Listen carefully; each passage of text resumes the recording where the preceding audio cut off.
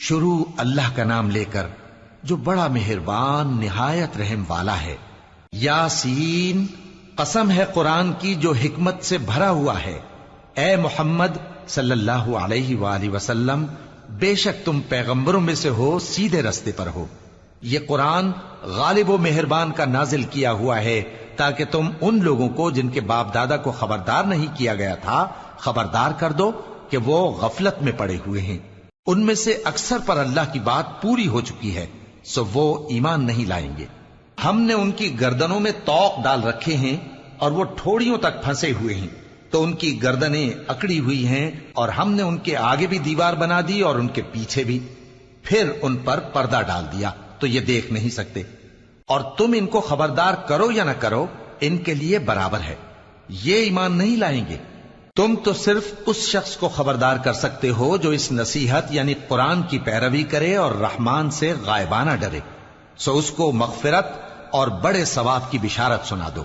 بے شک ہم مردوں کو زندہ کریں گے، اور جو کچھ وہ آگے بھیج چکے اور جو ان کے نشان پیچھے رہ گئے ہم ان کو قلم بند کر لیتے ہیں، اور ہر چیز کو ہم نے کتاب روشن یعنی لوح محفوظ میں لکھ رکھا ہے۔ اور ان سے گاؤں والوں کا قصہ بیان کرو جب ان کے پاس پیغمبر آئے، یعنی جب ہم نے ان کی طرف 2 پیغمبر بھیجے تو انہوں نے ان کو جھٹلایا، پھر ہم نے تیسرے سے تقویت دی تو انہوں نے کہا کہ ہم تمہاری طرف پیغمبر ہو کر آئے ہیں۔ وہ بولے کہ تم اور کچھ نہیں مگر ہماری طرح کے آدمی ہو، اور رحمان نے کوئی چیز بھی نازل نہیں کی، تم محض جھوٹ بولتے ہو۔ انہوں نے کہا کہ ہمارا پروردگار جانتا ہے کہ ہم تمہاری طرف پیغام دے کر بھیجے گئے ہیں، اور ہمارے ذمے تو صاف صاف پیغام پہنچا دینا ہے اور بس۔ وہ بولے کہ ہم تم کو اپنے لیے منحوس سمجھتے ہیں، اگر تم باز نہ آؤ گے تو ہم تمہیں سنسار کر دیں گے اور تم کو ہم سے دکھ دینے والا عذاب پہنچے گا۔ انہوں نے کہا کہ تمہاری نحوست تمہارے ساتھ ہے، کیا اس لیے کہ تم کو نصیحت کی گئی؟ نہیں، بلکہ تم ایسے لوگ ہو جو حد سے تجاوز کر گئے ہو۔ اور شہر کے پرلے کنارے سے ایک آدمی دوڑتا ہوا آیا، کہنے لگا کہ اے میری قوم، پیغمبروں کے پیچھے چلو، ایسوں کے جو تم سے صلہ نہیں مانگتے اور وہ سیدھے رستے پر ہیں۔ اور میں کیوں اس ذات کی پرستش نہ کروں جس نے مجھے پیدا کیا اور اسی کی طرف تم کو لوٹ کر جانا ہے؟ کیا میں اس کو چھوڑ کر اوروں کو معبود بناؤں کہ اگر رحمان مجھے نقصان پہنچانا چاہے تو ان کی سفارش مجھے کچھ بھی فائدہ نہ دے سکے اور نہ وہ مجھے چھڑا ہی سکیں؟ تب تو میں کھلی گمراہی میں پڑ گیا۔ میں تو تمہارے پروردگار پر ایمان لایا ہوں، سو میری بات سن رکھو۔ حکم ہوا کہ بہشت میں داخل ہو جا۔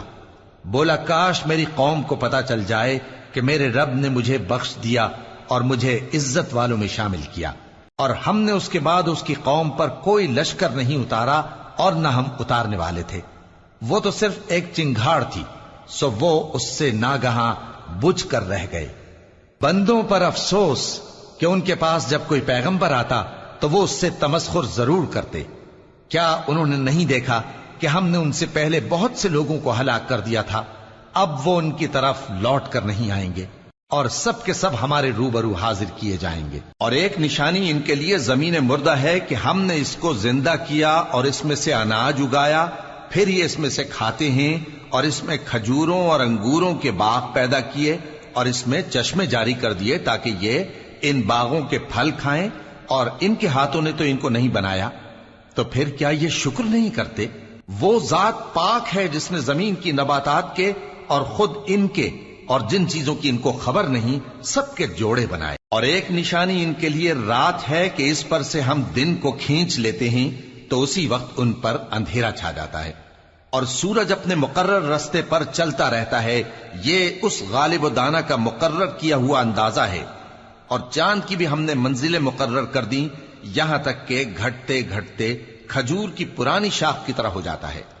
نہ تو سورج ہی سے یہ ہو سکتا ہے کہ چاند کو جا پکڑے، اور نہ رات ہی دن سے پہلے آ سکتی ہے، اور سب اپنے اپنے مدار میں تیر رہے ہیں۔ اور ایک نشانی ان کے لیے یہ ہے کہ ہم نے ان کی اولاد کو بھری ہوئی کشتی میں سوار کیا، اور ان کے لیے ویسی ہی اور چیزیں پیدا کی جن پر یہ سوار ہوتے ہیں، اور اگر ہم چاہیں تو ان کو غرق کر دیں، پھر نہ تو ان کا کوئی فریاد رس ہو اور نہ ان کو رہائی ملے، مگر یہ ہماری رحمت اور ایک مدت تک کے فائدے ہیں۔ اور جب ان سے کہا جاتا ہے کہ جو تمہارے آگے اور جو تمہارے پیچھے ہے اس سے ڈرو تاکہ تم پر رحم کیا جائے، اور ان کے پاس ان کے پروردگار کی طرف سے کوئی نشانی نہیں آتی مگر اس سے منہ پھیر لیتے ہیں۔ اور جب ان سے کہا جاتا ہے کہ جو رزق اللہ نے تم کو دیا ہے اس میں سے خرچ کرو، تو کافر مومنوں کے متعلق کہتے ہیں کہ بھلا ہم ان لوگوں کو کھانا کھلائیں جن کو اگر اللہ چاہتا تو خود کھلا دیتا، تم تو کھلی گمراہی میں ہو۔ اور کہتے ہیں اگر تم سچ کہتے ہو تو بتاؤ یہ وعدہ کب پورا ہوگا؟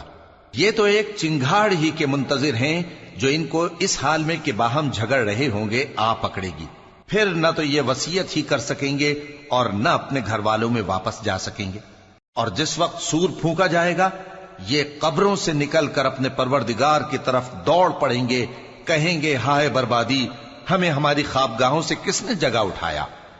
یہ وہی تو ہے جس کا رحمان نے وعدہ کیا تھا اور پیغمبروں نے سچ کہا تھا۔ وہ تو صرف ایک زور کی آواز ہوگی کہ سب کے سب ہمارے روبرو آ حاضر ہوں گے، پھر اس روز کسی شخص پر کچھ بھی ظلم نہیں کیا جائے گا اور تم کو بدلہ ویسا ہی ملے گا جیسے تم کام کرتے تھے۔ اہل جنت اس روز عیش و نشاط کے مشغلے میں خوش ہوں گے، وہ بھی اور ان کی بیویاں بھی سایوں میں تختوں پر تکیے لگائے بیٹھے ہوں گے، وہاں ان کے لیے میوے ہوں گے اور جو وہ منگوائیں گے ان کو ملے گا۔ ان کو پروردگار مہربان کی طرف سے سلام کہا جائے گا، اور وہ فرمائے گا کہ گناہ گارو تم آج الگ ہو جاؤ۔ اے آدم کی اولاد، کیا میں نے تم سے کہہ نہیں دیا تھا کہ شیطان کو نہ پوجنا، وہ تمہارا کھلا دشمن ہے، اور یہ کہ میری ہی عبادت کرنا یہی سیدھا رستہ ہے؟ اور اس نے تم میں سے بہت سی خلقت کو گمراہ کر دیا تھا، تو کیا تم سمجھتے نہیں تھے؟ یہی وہ جہنم ہے جس کے تمہیں دھمکی دی جاتی تھی، جو تم کفر کرتے رہے ہو اس کے بدلے آج اس میں داخل ہو جاؤ۔ آج ہم ان کے منہوں پر مہر لگا دیں گے اور جو کچھ یہ کرتے رہے تھے ان کے ہاتھ ہم سے بیان کر دیں گے اور ان کے پاؤں اس کی گواہی دیں گے، اور اگر ہم چاہیں تو ان کی آنکھوں کو مٹا کر اندھا کر دیں، پھر یہ رستے کو دوڑیں تو کہاں سے دیکھ سکیں گے؟ اور اگر ہم چاہیں تو ان کی جگہ پر ان کی صورتیں بدل دیں، پھر وہاں سے وہ نہ آگے جا سکیں اور نہ پیچھے لوٹ سکیں۔ اور جس کو ہم بڑی عمر دیتے ہیں تو اسے تخلیق میں اوندھا دیتے ہیں، یعنی اسے بچپن کی کمزوری والی حالت کی طرف لوٹا دیتے ہیں۔ تو کیا یہ سمجھتے نہیں؟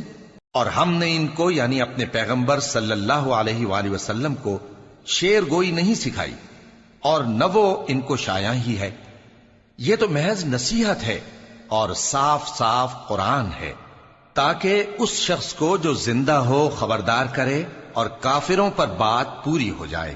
کیا انہوں نے نہیں دیکھا کہ جو چیزیں ہم نے اپنے ہاتھوں سے بنائیں ان میں سے ہم نے ان کے لیے مویشی پیدا کر دیے اور یہ ان کے مالک ہیں، اور ان کو ان کے قابو میں کر دیا تو کوئی تو ان میں سے ان کی سواری ہے اور کسی کو یہ کھاتے ہیں، اور ان میں ان کے لیے اور فائدے اور پینے کی چیزیں ہیں، تو کیا یہ شکر نہیں کرتے؟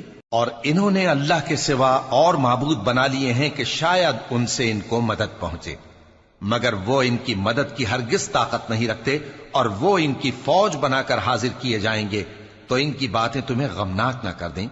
یہ جو کچھ چھپاتے اور جو کچھ ظاہر کرتے ہیں ہمیں سب معلوم ہے۔ کیا انسان نے نہیں دیکھا کہ ہم نے اس کو نطفے سے پیدا کیا، پھر وہ تڑاک پڑاک جھگڑنے لگا اور ہمارے بارے میں مثالیں بیان کرنے لگا اور اپنی پیدائش کو بھول گیا، کہنے لگا کہ جب ہڈیاں بوسیدہ ہو جائیں گی تو ان کو کون زندہ کرے گا؟ کہہ دو کہ ان کو وہ زندہ کرے گا جس نے ان کو پہلی بار پیدا کیا تھا، اور وہ ہر طرح کی تخلیق کو جانتا ہے، وہی جس نے تمہارے لیے سبز درخت سے آگ پیدا کی، پھر تم اس کی ٹہنیوں کو رگڑ کر ان سے آگ نکالتے ہو۔ بھلا جس نے آسمانوں اور زمین کو پیدا کیا، کیا وہ اس بات پر قادر نہیں کہ ان کو پھر ویسے ہی پیدا کر دے؟ کیوں نہیں؟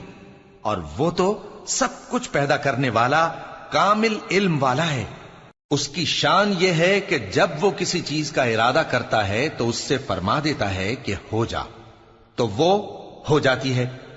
وہ ذات پاک ہے جس کے ہاتھ میں ہر چیز کی حکومت ہے، اور اسی کی طرف تم کو لوٹ کر جانا ہے۔